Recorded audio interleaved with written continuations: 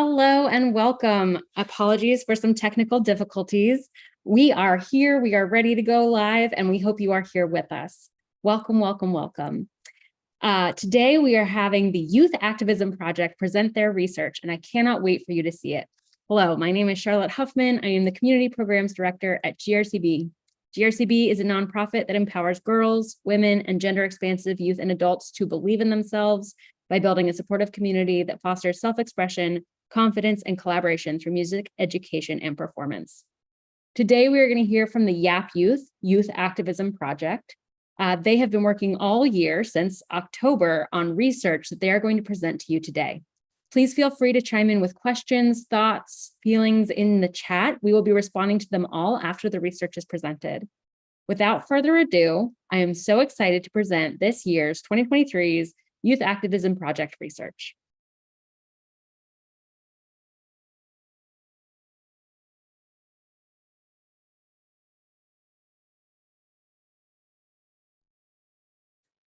Hello, I'm Zoe. I'm 17 and I use any pronouns. Hi, I'm Katie. I'm 14 and I use she, her pronouns. So we are Youth Activism Project, or YAP. We're a small youth-led activism group dedicated to making a more just and inclusive world for everyone. Each year we choose a different topic to research. This YAP session, we have been working on very hard in researching 3 issues that affect the LGBTQ+ community. Misinformation, misrepresentation, and discrimination are huge factors that negatively affect the day-to-day lives of every LGBTQ+ person, physically and mentally. We conducted a survey to see how these issues are creating problems for the safety and well-being of the LGBTQ+ community. This slideshow here will showcase the data and feedback that we collected. This year, we sent out a confidential survey gathering thoughts, data, stories, and experiences for our topic: misinformation, representation, and discrimination from LGBTQ+ people of all ages. In the end, we received 42 responses. With a handful of responses, we got a pretty wide audience with varied age, race and ethnicity, gender, and sexuality. We wanted to have a very diverse audience to have a diverse response and data. This slide here shows the age range of our participants, all the way from 11 through 14 through 56 through 66. This next slide shows the diversity of the race and ethnicities of the survey takers.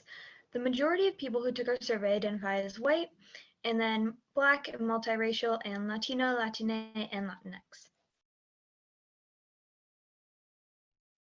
Next, we also had a wide range of different pronouns that people use, like she, her, he, him, they, them, and she, they, neopronouns. We have a whole variety. This slide shows the gender of the survey takers. The majority of people identify as female, and then male, non-binary, and gender fluid.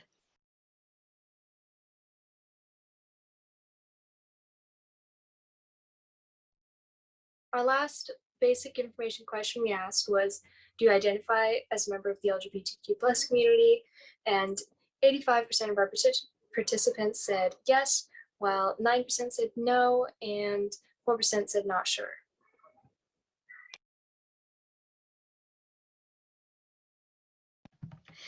Discrimination of any kind is extremely harmful. We wanted to see if our audience had seen discrimination and how our audience has been impacted by it. Here is a graph that asking if our survey takers had seen or experienced discrimination against the LGBTQ+ community. The majority of people, both in the LGBTQ+ community and not, said that they had seen discrimination. We then asked where they had seen it. The majority of people said either in school, on the media, or in public. We then asked if they had interacted or intervened. The majority of people in the LGBTQ+ community said they did. However, only 25% of non-LGBTQ+ people said that they interacted. And then we wanted to hear about how this experience had impacted them. Our survey takers had an opportunity to write about how this experience had affected them, and here are some quotes from the survey. Some people wrote how it made them afraid, others wrote that it made them upset, and a few people wrote that it even made them feel like they had to hide.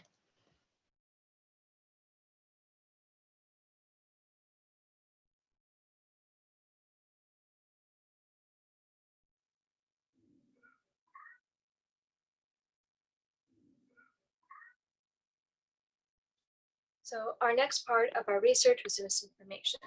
Misinformation is spread about the LGBTQ plus community constantly, causing hate, confusion, and discrimination towards the LGBTQ plus community. It is everywhere and hard to avoid, being spread online and even national TV. It is even unknowingly spread as fact, becoming extremely harmful.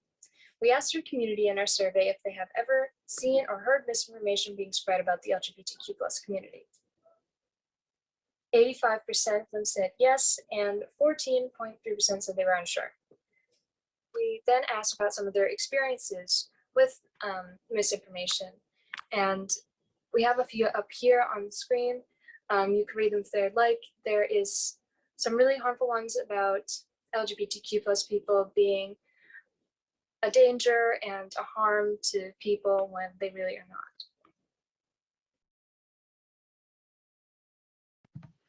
Representation is a hugely important part of spreading awareness and creating inclusivity, especially in children's media.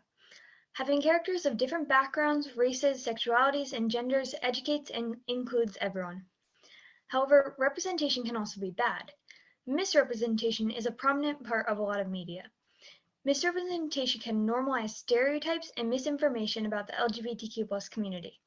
We asked our survey takers how well they thought the media as a whole had represented the LGBTQ plus community. This is on a scale from 1 to 10, where 1 is the worst and 10 is the best. The majority of people in the LGBTQ plus community said that it was a 5. However, the majority of people not in the LGBTQ plus community said it was a 6. Next, we asked them if they had seen representation, good or bad, of their identity. The majority of people said that they had, and then some people said they weren't sure. We also asked how they would like to see themselves represented. The majority of people said that they'd like to see themselves represented as a whole person rather than just a token or a stereotype. From our survey, we got some really good suggestions on different media with good LGBTQ plus representation. There's a list here. You can look at them and check them out for yourself. And we took this information that we received. We looked at all of the media that we got and saw which ones actually had LGBTQ plus creators and which ones didn't. And with our research, we found out that 63% of these shows with good representation had LGBTQ plus creators, and only 36% had non-LGBTQ plus creators. We then also saw if the actors who played LGBTQ plus creators in this media were also LGBTQ plus, and 80% of them said were and 20% were not. We also asked if people thought that LGBTQ plus representation is important in the media and why. And we got responses like that everyone needs to see themselves represented. It brings acceptance and it gives people acknowledgement of other sexualities that they might not have known about or been around if not for the media that they're represented in. And lastly, we have a slide of some representation that we came up with ourselves, some good representation.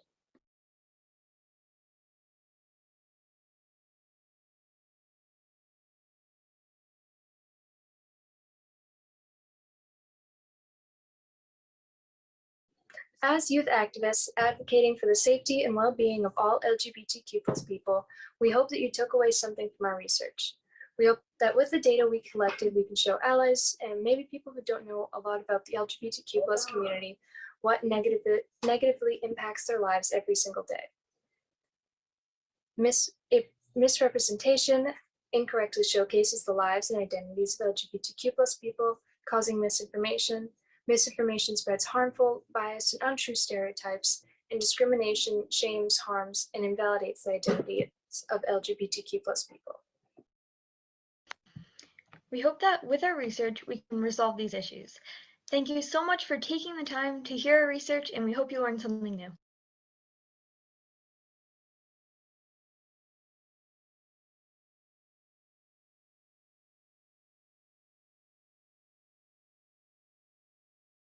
Thank you so much, everyone who is with us, watching, getting to see this presentation. All right, Katie and Zoe, will you please introduce yourselves and talk a little bit about the process that you took to do this research?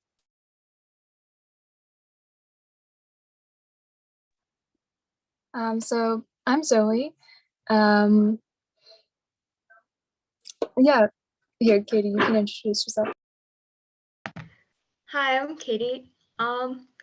So about the process for this, we really started by making a survey and collecting responses from everyone who we sent it out to, and we were trying to graph this and make it in a way that we could present it to an audience. And Zoe, what else did we do? Yeah, so we had made a survey last YAP that we did. So we kind of like worked off of that, used some ideas for that. And once we got all of our responses, we put them into graphs and like easier visuals for people to understand and see the kind of information that we collected. Wonderful. Is there anything that you want to tell our followers, our watchers, about your experience or what you learned through doing this research?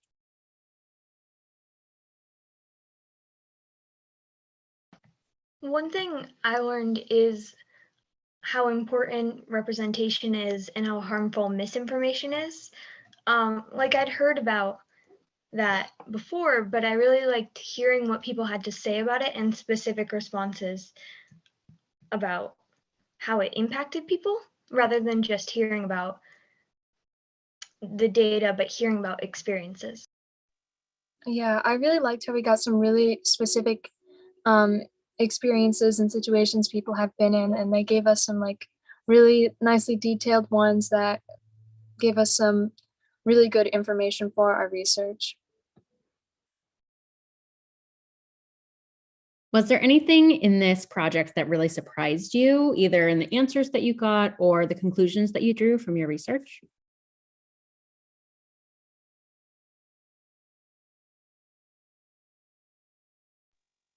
I mean, I think a lot of the stuff that we got back in our survey was stuff I was kind of expecting and stuff that I've experienced and seen before, but I'm glad that we were, able to like actually get that information and have like solid research about it. So like, yeah, if that makes sense.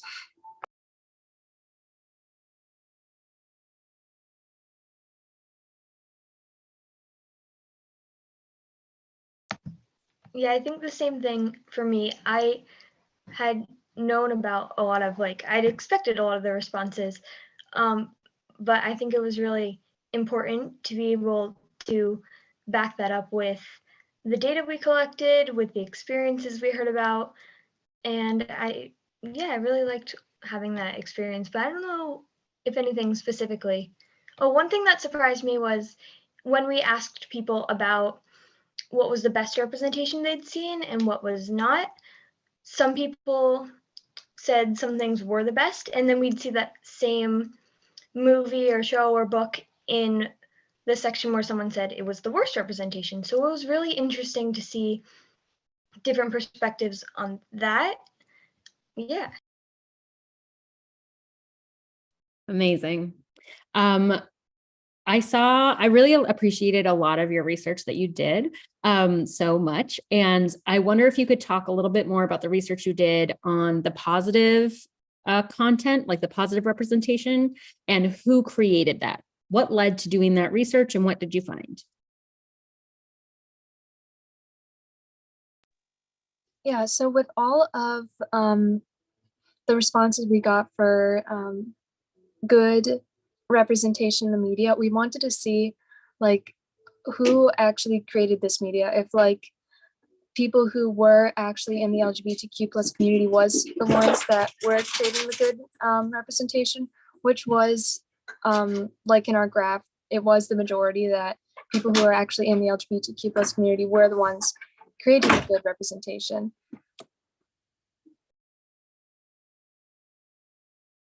Do you all have any questions for each other after doing this research?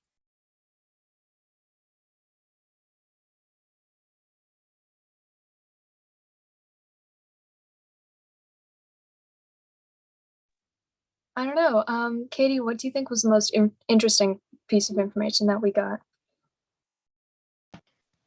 Oh, I think, like I said before, hearing individual experiences was really interesting for me, and seeing the wide variety of people who took our survey and then similar responses that we got from them. I thought that was really interesting, and hearing about not just how, like, if an experience happened, but how someone responded or how it impacted them in the future. I think that was really interesting. Yeah, what about you, Zoe?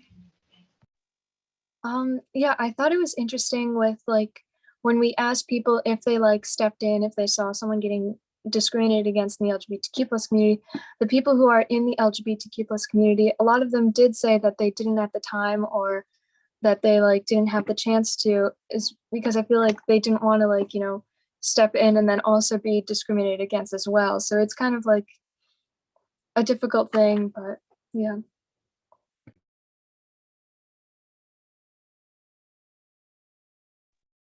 Do you all have any suggestions for people other than your list of recommendations for books and TV shows? Do you all have any suggestions for folks based off of the research that you did this year?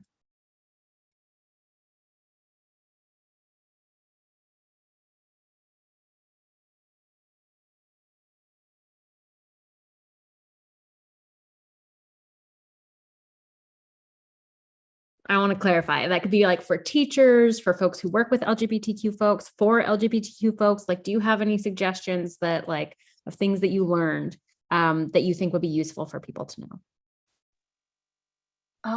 I definitely think like keep an open mind, and like also don't pressure people as well, because sometimes like if someone hasn't come out yet and they like just don't feel comfortable doing it, like you don't want to pressure them. You just want to like give them time to think about it, and you know, find out who how they truly identify, and then like you should keep an open mind and be like willing to learn and understand when they do come to you about how they are feeling and how they identify.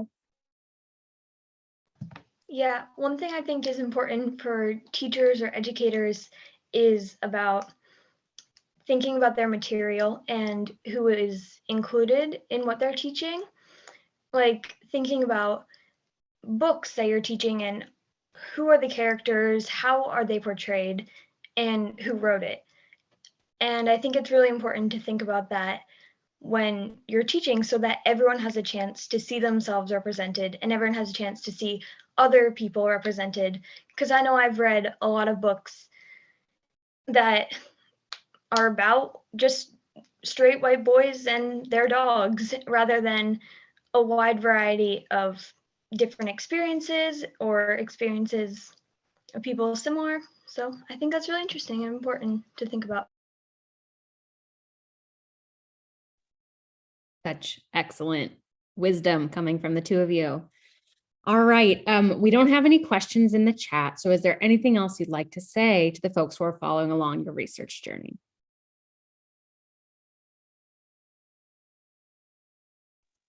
I mean, I hope that we can like actually teach people something and people can learn something new from our research. I would really hope that's something that people get out of this. Yeah, and I hope people will see how important like representation is and how harmful misinformation is and how harmful discrimination is, and really how seeing yourself or someone else portrayed is really important in having a open mind and just feeling confident with yourself. Great. We got some questions in the chat. Perfect timing. Okay, so here's question number 1. Do you have any ideas about how youth can change the narrative?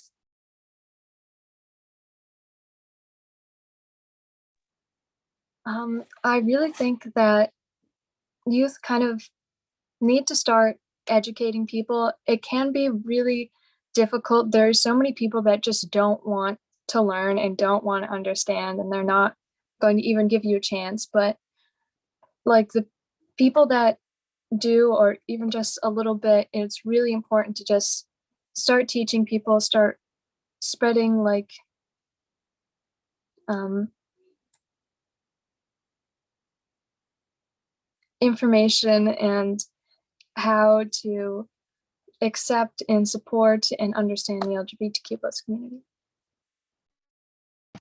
Yes, similar to that, I think like what Zoe said, like educating people, sharing, the experience of youth as youth, and especially in a time when, our books are being under attack and trans youth are. And I feel like being able to tell people why our experience is important, or why we need to listen to youth, or like even just sharing experiences of youth, I think is one thing that can be really impactful and really powerful in the long run. Thank you. All right, the next question is, what are your next research questions you want to explore? Well,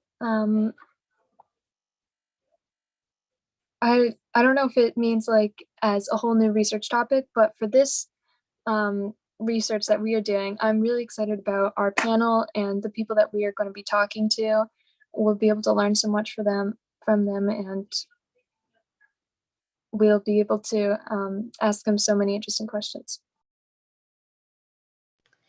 Yeah, definitely hearing from our panel, and also I think learning about like more of what other people are doing, because I love doing this and raising awareness, and I want to know like who else is doing this and what else is happening. And I think it'll be really interesting to hear from the panelists about what they're doing. Yeah.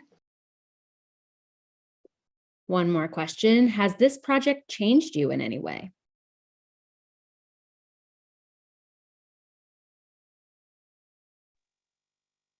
I mean, a lot of the stuff was stuff that I was already thinking about and like wanting to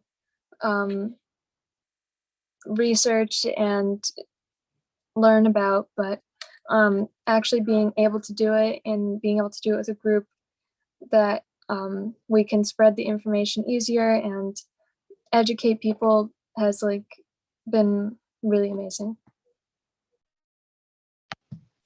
Yeah, I feel like it's really empowering in a way to not just see this data, but do something about it and try to change the way people think and educate people about it. I think that is really empowering for me, and I think that's the main thing that has changed.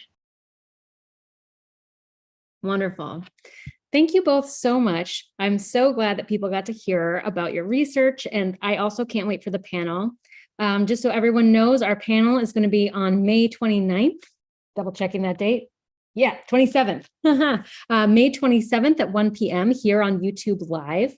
We have folks from the Williams Institute, ACLU, some amazing comic book writers. I'm forgetting some folks, education professionals, who are all going to be joining us on this panel, where Katie and Zoe will be facilitating the questions, and we'll all get to learn more about these topics. So thank you everyone who joined us at the live, and anyone who's watching this after the fact, thank you for joining us.